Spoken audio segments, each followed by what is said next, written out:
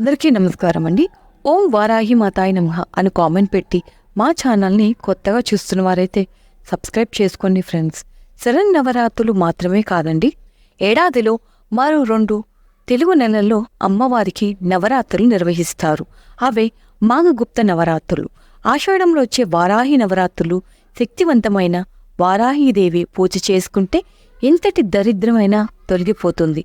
ఆషాఢ మాసంలో పాడ్యమి నుంచి నవమి వరకు 9 రోజుల పాటు వారాహి నవరాత్రులు జరుపుకుంటారు.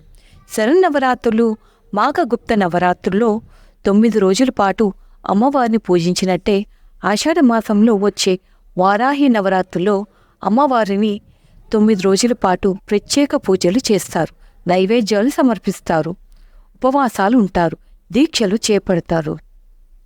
ఈ ఏడాది 2024 వారాహి నవరాత్రులు తేదీలు జూలై 6 నుంచి జూలై 15 వరకు నవరాత్రులు జరుగుతాయండి.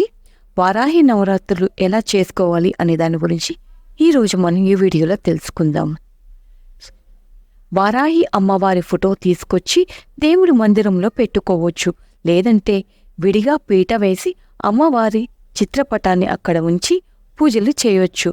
పూజా మందిరాన్ని శుభ్రం చేసి అమ్మవారి ఫోటో పెట్టండి. మొదటి రోజు చిత్రపటాన్ని ఎక్కడ ఆహ్వానం పలుకుతారో నవరాత్రులు పూర్తయ్యే వరకు అక్కడే ఉంచాలి, మార్చకూడదు. అఖండ దీపం 9 రోజుల పాటు జాగ్రత్తగా చూసుకోగలం అనుకుంటేనే పెట్టండి, లేదంటే నిత్య దీపారాధన సరిపోతుంది. కలశం పెట్టుకోవాలి, వద్దు అనేది మీ ప్రాంత పద్ధతిపై ఆధారపడి ఉంటుంది. ఉదయం దీపం వెలిగించిన తర్వాత రోజంతా ఉపవాసం ఉండి సూర్యాస్తమయ సమయంలో అమ్మవారిని పూజ చేసి ఆహారం తీసుకోవాలి. వారాహి అమ్మవారి పూజా విధానం. ఏ పూజ ప్రారంభించినా ముందుగా వినాయకుడి ప్రార్థించాలి. ఆ తర్వాత మళ్ళీ ఆచమనం చేసి సంకల్పం చెప్పుకొని అమ్మవారి ఫోటోలోకి ప్రాణప్రతిష్ఠ చెయ్యాలి. ఆ తర్వాత షాడోపచారాలతో పూజ చెయ్యాలి. ఆ తర్వాత అంగపూజ వారాహి సూక్తి చదువుకోవాలి. ఇంకొంచెంసేపు అమ్మవారి సన్నిధిలో కూర్చోవాలి అనుకుంటే వారాహి అష్టోత్తరం కవచం చదువుకుంటూ పూలు కుంకుమలతో పూజ చేయండి. లలిత అమ్మవారి ప్రజ్ఞ నుంచి వచ్చిన వారాహి అమ్మవారి దగ్గర లలిత సహస్రనామాలు కూడా చదువుకోవచ్చండి. షాడోపచార పూజ అంటే ఏంటి? ఇవే మొత్తం 16 ఉపచారాలు ఉంటాయండి. మొదటిది ఆవాహం, దైవాన్ని ఆహ్వానించాలి. రెండవది ఆసనం చూపించాలి, అంటే అక్షింతలు సమర్పిస్తారు. పాద్యం, పాదాల ప్రదక్షిణకు నీళ్లు సమర్పిస్తారు. ఆర్ఘ్యం, చేతులు కడుక్కోవడానికి నీళ్లు చల్లుతారు. ఆచమనీయం, దాహం తీర్చుకునేందుకు నీళ్ళివ్వాలి. స్నానం, అభిషేకం చెయ్యాలి.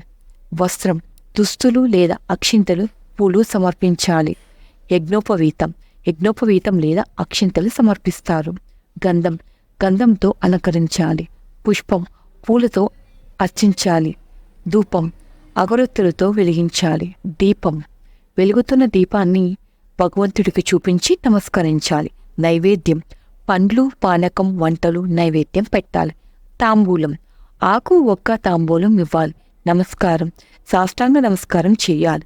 ప్రదక్షిణ, ఆత్మ ప్రదక్షిణ, నమస్కారం చెయ్యాలి. ఈ 16 ఉపచారాలు మీరు పాటిస్తే అమ్మవారికి చాలా ఇష్టపడతారండి మిమ్మల్ని.